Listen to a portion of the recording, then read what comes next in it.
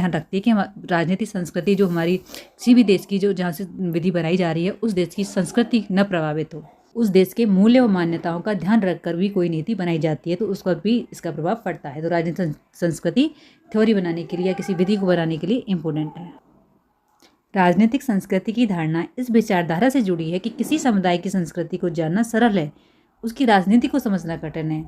किसी समुदाय की संस्कृति जानने के बाद उसकी राजनीति को समझना आसान हो जाता है। इट मीन्स अगर किसी समुदाय की राजनीति को समझना है ना तो पहले उसकी संस्कृति को जानो। अगर आप वहाँ की संस्कृति जान गए तो राजनीति अच्छे से जान जाएंगे, क्योंकि हर संस्कृति की मूल्य मान्यताओं के द्वारा ही वहाँ की राजनीति का निर्माण होता है।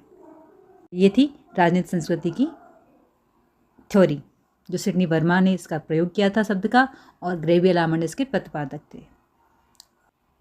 राजनीतिक संस्कृति की विशेषताएं क्या देख लेते हैं।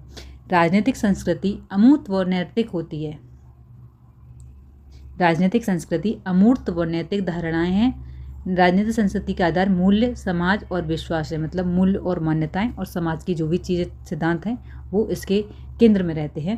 राजनीतिक संस्कृति गतिशील होती है, मतलब परिवर्तनशील होती है। ऐसा नहीं है कि एक बार कोई सिद्धांत बना दिया तो वो उसमें चेंज किया नहीं जा सकता, पर समय के अनुसार जो भी चीज़ें समाज में नई नई आती हैं, मूल्य व मान्यताएं बनती हैं, उसके अनुसार चीज़ें चेंज की जा सकती हैं, जिसमें कुछ कम भी हो सकती हैं और कुछ अधिक। तो गतिशील मतलब संस्कृति बदलती रहती है, तो गतिशील है, दृढ़ नहीं है कि एकदम रुक गई।